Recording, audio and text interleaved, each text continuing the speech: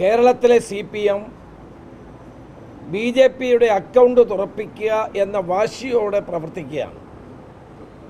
കഴിഞ്ഞ തവണയും നിയമസഭയിൽ BJP അക്കൗണ്ട് തുറക്കാതിരുന്നത് കേരളത്തിലെ UDF ശക്തമായ നിലപാടുകൾ സ്വീകരിച്ചതുകൊണ്ടാണ്. ഇത്തവണ ഈ LDF കൺവീനർ EP ജയരാജൻ തന്നെ BJPക്ക് ഒരു മഹത്വം ഉണ്ടാക്കി കൊടുക്കുകയാണ്.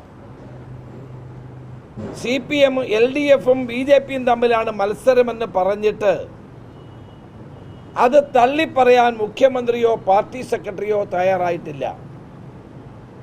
ഇവിടെ കേരളത്തിൽ കോൺഗ്രസ് മുക്ത ഭാരതം എന്ന BJPയുടെ ആഗ്രഹം, ദുരാഗ്രഹം, അതിന് വളം വെച്ച് കൊടുക്കുന്ന പ്രസ്താവനയാണ് EP ജയരാജൻ്റെ ഭാഗത്തുനിന്നുണ്ടായത്. എന്നാൽ അത് CPMൻ്റെ ഔദ്യോഗിക നയമാണ് എന്ന നിലയിലാണ് ഇപ്പോൾ കാര്യങ്ങൾ മുന്നോട്ട് പോയിക്കൊണ്ടിരിക്കുന്നത്. കേരളത്തിൽ UDF അതിശക്തമായ നിലയിൽ പ്രചരണ രംഗത്ത് കടന്നു വരുമ്പോൾ ഭയപ്പെട്ടുകൊണ്ടാണ് BJPയും CPMും ഞങ്ങൾക്കെതിരെയുള്ള പ്രചരണങ്ങളുമായി മുന്നോട്ട് വരുന്നത്. ഇവിടെ കേരളത്തെ സംബന്ധിച്ചിടത്തോളം ഇത്തവണയും BJP അക്കൗണ്ട് തുറക്കാൻ പോകുന്നില്ല. BJPയെ നേരിടാനുള്ള കരുത്തോടുകൂടി, LDFനെ നേരിടാനുള്ള കരുത്തോടുകൂടിയാണ് UDF സ്ഥാനാർത്ഥി പട്ടിക പുറത്തിറക്കിയിട്ടുള്ളത്. ഒരു കാലത്തുമില്ലാത്ത നിലയിൽ കേരളത്തിലെ കോൺഗ്രസിലും UDFലും ഐക്യം ഊട്ടി ഉറപ്പിച്ചുകൊണ്ട് തെരഞ്ഞെടുപ്പ് രംഗത്തേക്ക് ഞങ്ങൾ ഇറങ്ങിയിരിക്കുകയാണ്. കേന്ദ്ര ഗവൺമെൻറ്റിൻ്റെയും സംസ്ഥാന ഗവൺമെൻറ്റിൻ്റെയും ജനദ്രോഹ നടപടികൾക്കെതിരായി ജനങ്ങൾ ചിന്തിക്കുന്നു എന്നുള്ളത് ഈ തെരഞ്ഞെടുപ്പിലൂടെ തെളിയിക്കാൻ പോകുന്ന കാര്യമാണ്. ഈ തവണ 20-ൽ 20 സീറ്റും UDF നേടും എന്ന് കണ്ടുകൊണ്ടാണ് LDF കൺവീനർ BJPക്ക് പിന്തുണ കൊടുത്തുകൊണ്ടിരിക്കുന്നത്. BJPയുടെ ഏജന്റന്മാരായി CPMൻ്റെ നേതാക്കന്മാർ മാറുന്നത് തികച്ചും ദൗർഭാഗ്യകരമാണ്. കഴിഞ്ഞ നിയമസഭാ തെരഞ്ഞെടുപ്പിൽ 69 സീറ്റുകളിലാണ് BJPയുടെ വോട്ട് ഇടതുപക്ഷത്തിന് പോയത്. കോൺഗ്രസ് നേതൃത്വത്തിൽ ഒരു ഗവൺമെൻറ് ഉണ്ടാകാതിരിക്കാൻ വേണ്ടിയായിരുന്നു കഴിഞ്ഞ തെരഞ്ഞെടുപ്പിൽ ഇടതുമുന്നണിക്ക് BJPക്കാർ വോട്ട് ചെയ്തത്. ഇത്തവണ അതിൻ്റെ പ്രത്യുപകാരമാണ് നമ്മളിപ്പോൾ കണ്ടുകൊണ്ടിരിക്കുന്നത്. തന്നെയുമല്ല, ഇടതുപക്ഷ ജനാധിപത്യ മുന്നണിയും BJPയും തമ്മിൽ അന്തർധാര നിലവിലുണ്ട്.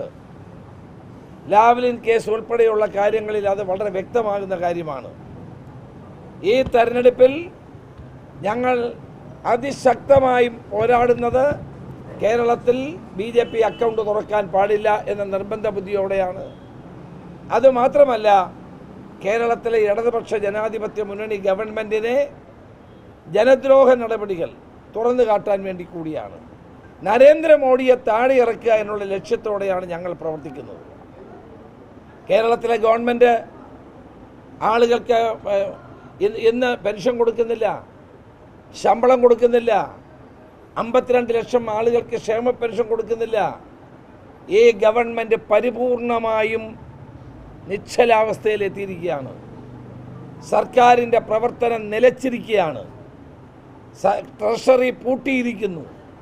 ഒരു വികസന പ്രവർത്തനവും നടക്കുന്നില്ല.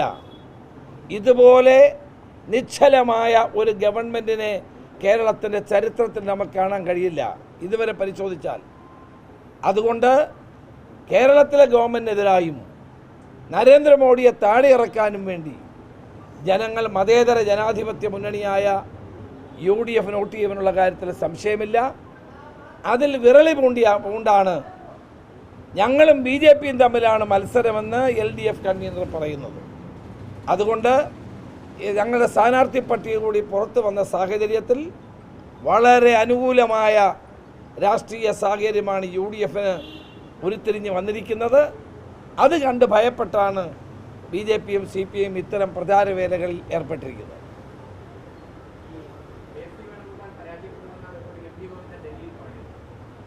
KC വേണുഗോപാൽ ആലപ്പുഴയുടെ ചരിത്രത്തിലെ ഏറ്റവും വലിയ ഭൂരിപക്ഷത്തിന് ജയിക്കും. അതിനു വേണ്ടിയിട്ടുള്ള ഇന്നലെ ഞാനാണ് അദ്ദേഹത്തിൻ്റെ റോഡ് ഷോ ഉദ്ഘാടനം ചെയ്തത്. ഇന്നലെ രാവിലെ മുതൽ വൈകുന്നേരം വരെ ആയിരക്കണക്കിന് ജനങ്ങളാണ് ആ റോഡ് ഷോയിൽ പങ്കെടുത്തത്. അത്രയും വലിയ ആവേശമാണ് ഞങ്ങൾക്ക് ഇവിടെ കാണാൻ കഴിഞ്ഞത്. അതുകൊണ്ട് റെക്കോർഡ് ഭൂരിപക്ഷത്തിന് കെ.സി. വേണുഗോപാൽ ആലപ്പുഴയിൽ ജയിക്കുമെന്ന കാര്യത്തിൽ തർക്കം വേണ്ട.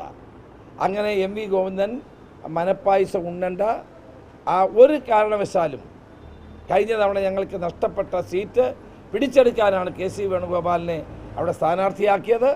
അതുകൊണ്ട് തന്നെ ആ സീറ്റ് ഞങ്ങൾ ഇത്തവണ പിടിച്ചെടുക്കും. വൻ ഭൂരിപക്ഷത്തോടെ ആലപ്പുഴയിൽ ഞങ്ങൾ ജയിക്കും.